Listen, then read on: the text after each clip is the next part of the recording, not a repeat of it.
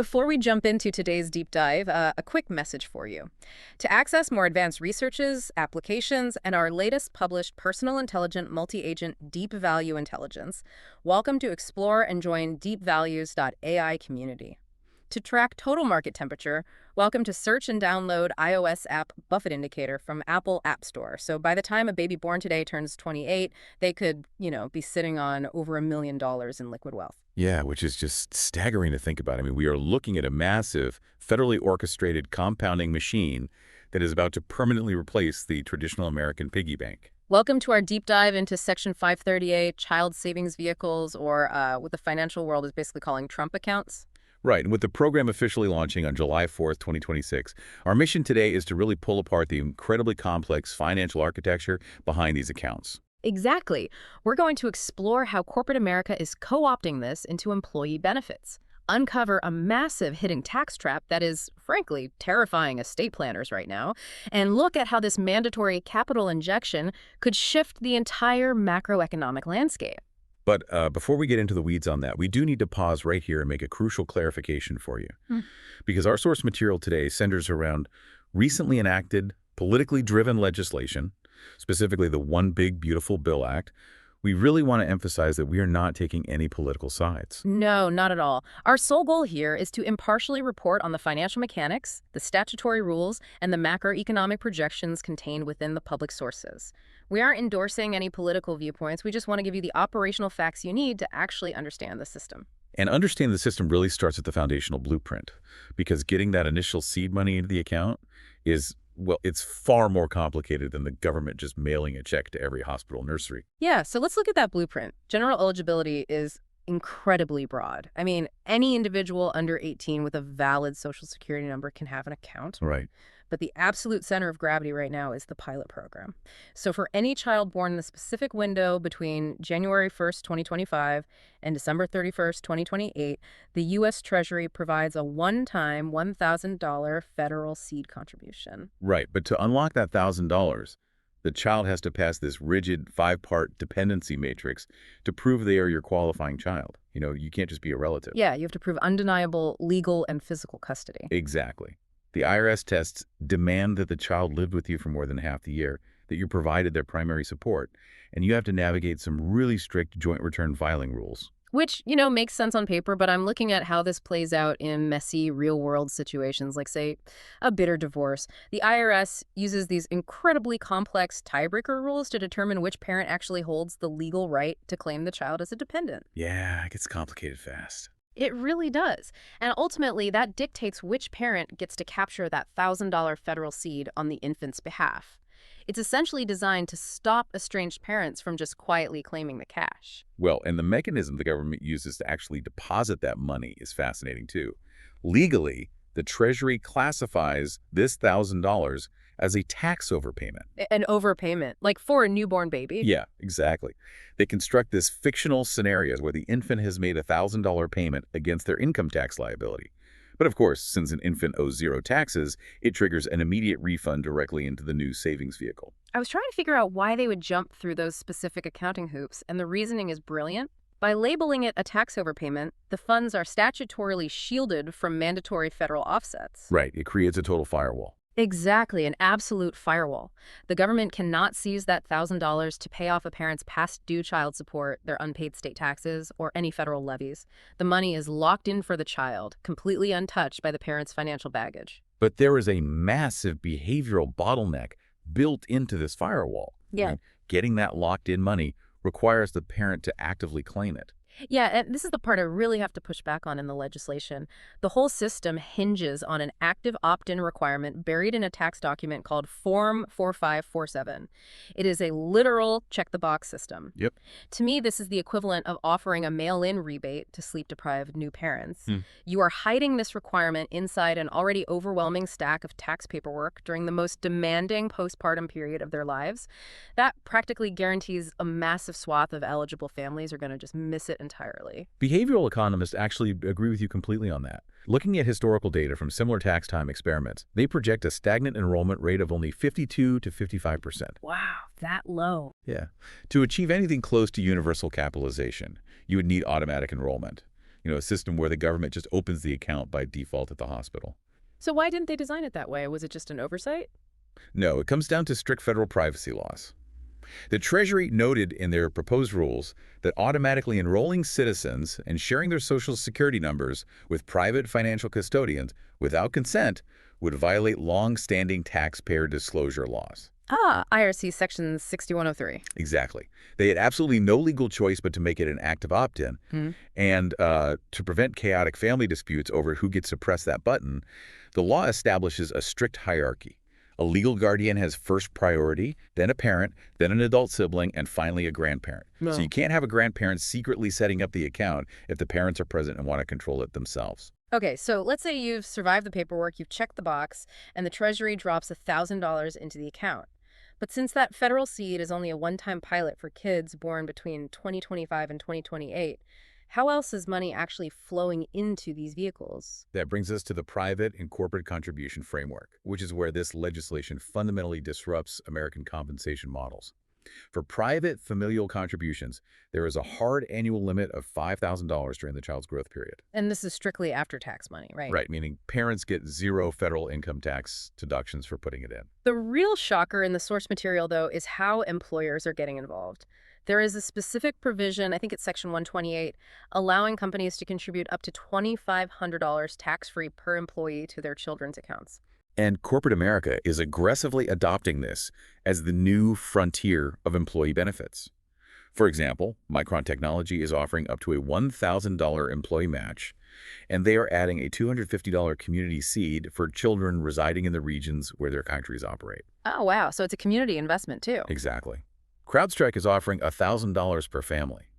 Vanguard is actually reallocating $1,500 away from their existing lifestyle benefit programs directly into these accounts. We're even seeing massive philanthropic injections to cover the gaps. The legislation allows for qualified general contributions, and the Michael and Susan Dell Foundation just stepped in with a jaw-dropping $6.25 billion pledge. Yeah, that was huge news. They are distributing $250 to up to 25 million kids born before 2025 who live in specific lower-income ZIP codes. So they are effectively using private capital to backfill the generation that just missed the federal pilot window. It's an unprecedented mobilization of private, corporate, and charitable capital all at once.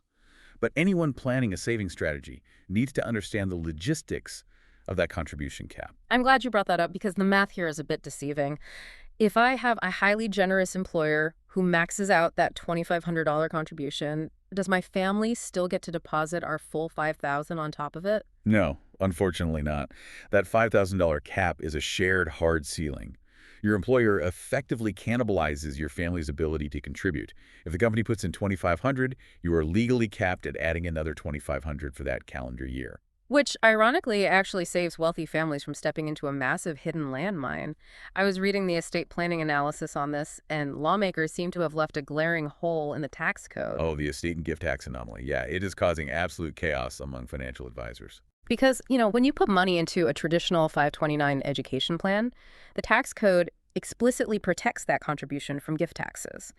But they forgot to include that specific carve-out language for these new accounts. Yep, they totally missed it. Therefore, any private contribution legally constitutes a gift of a future interest. Meaning, if a well-intentioned grandparent drops a $100 check into this account for the child's birthday, they technically trigger a requirement to file an IRS Form 709 gift tax return. For just $100. For just $100. And that $100 eats directly into their lifetime estate and gift tax exemption. Because of this oversight, wealth managers are currently ordering their high-net-worth clients to completely freeze any private family contributions until Congress passes a technical correction. They are relying purely on the federal seed, the employer matches, and the charitable grants, because those third-party injections do not trigger individual gift tax liabilities. Okay, so you've dodged the gift tax trap, you've secured the corporate match, and the account is finally funded. But the government doesn't just hand over the keys and let you day trade meme stocks. They lock this money inside an incredibly strict 18-year financial quarantine. Right. The statutory restrictions during this growth period are designed to basically eliminate human error. First and foremost, the funds are legally prohibited from sitting in cash. They must be continuously invested. I look at these guardrails, and it's less of a savings account and more of a financial pressure cooker. The government seals it airtight so the heat of compound interest can work over 18 years, without the parent constantly lifting the lid to tinker with it or getting bled dry by Wall Street management fees. That's a great analogy. The mandates force the capital to track a broad-based U.S. equity index. Regulatory guidance dictates at least 90% of the underlying assets must be allocated to U.S. companies. And no risky bets either. Exactly. There is an absolute ban on leverage, no options trading, no buying on margin, and there is a brutal fee ceiling of 0.10%. The infrastructure executing this is highly centralized, too. The Bank of New York is administering the assets, partnering with Robinhood for the digital interface to offer a curated, highly restricted menu of compliant ETFs. And to maintain that pressure cooker environment, the liquidity rules are ironclad. There are absolutely no hardship distributions permitted before the account holder turns 18. Not at all. A parent cannot touch this money for private school tuition, and they cannot liquidate it for a medical emergency. So the capital is truly untouchable. Right. With one highly specific exception. If a child has severe disabilities, the guardian is permitted to roll the funds over into a Section 529A ABL account, but they can only execute that transfer during the calendar year the child turns 17. Otherwise, the capital stays locked. If we zoom out to the macroeconomic picture, the implications of these rules are just staggering. By forcing all this federal, corporate, and private money exclusively into passive U.S. index funds, the program is essentially mutualizing the growth of the American economy. The financial outcomes of the poorest citizens are now mathematically tethered to the performance of large-cap corporate America. Yes, and the projections from the White House Council of Economic Advisors illustrate exactly what that tethering looks like, assuming historical average S&P 500 returns. If an account is fully funded with $5,000 a year and adjusted for inflation, it's projected to reach over $300,000 by age 18. That is life-changing money. It really is. By age 28, it crosses $1 million. And even an unfunded account, let's say a family can't contribute a single dollar, and the account relies purely on that initial $1,000 federal pilot seed. That isolated grant is projected to grow to roughly $18,000 by age 28. But that pressure cooker eventually has to open. On January 1st of the year the child turns 18, the growth period officially terminates. The bubble pops, and the account legally morphs into a standard traditional IRA. And that's when things get real. The 18-year-old instantly gains full, unmitigated legal control of the assets. But with that control comes a labyrinth of tax complexity. Because the account is now legally categorized as a traditional IRA, pulling money out before retirement age generally triggers a 10% early withdrawal penalty. Unless an exception applies. And there are several massive loopholes designed specifically for young adults here. You can withdraw penalty-free to pay for higher education, you can pull out up to $10,000 for a first-time home purchase, or you can use it for disaster recovery or major medical emergencies. But dodging the 10% penalty does not mean you dodge the IRS entirely. The diverse funding sources we discussed earlier create a bifurcated tax reality upon withdrawal. Let's break this down, because this is where people trying to plan for their kids' futures are going to get caught completely off guard. Okay, so when that 18-year-old makes a withdrawal, the IRS slices the pie based on how the money went in. Any private family contributions were made with after-tax dollars. That forms the basis. So pulling that specific principal out is entirely tax-free. Okay, but what about the employer matches and the federal seed money? Well, those and the charitable grants all went in pre-tax. When that principal comes out, it is taxed as ordinary income. And what happens to the 18 years of compound growth, the massive gains from the stock market? Regardless of who seeded the account, every dollar of compound investment earnings, every dividend, and every capital gain generated inside that pressure cooker is taxed as ordinary income upon withdrawal. Wow. So if I'm a parent allocating capital right now and my sole objective is paying for my kids' college, does this actually beat a traditional 529 plan? If pure higher education is your goal, the 529 plan remains mathematically superior. In a 529, all those earnings and capital gains are withdrawn completely tax-free if used for qualified education expenses. In this new system, you are paying ordinary income tax on 18 years of stock market growth. Plus the control aspect, right? Exactly. A 529 allows the parent to retain legal control of the capital. This new system legally transfers total control to an 18-year-old. You are handing a teenager a highly liquid asset that could easily be worth 6 figures. The behavioral risks there are obvious.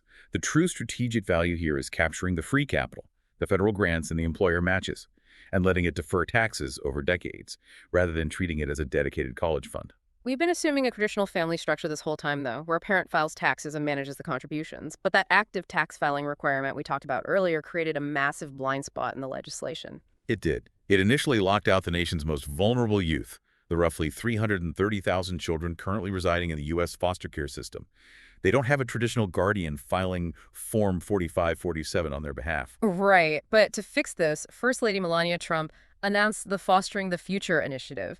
It allows state child welfare agencies to act as the legal responsible party and bulk enroll eligible foster youth in their custody. And implementing that required several crucial regulatory waivers.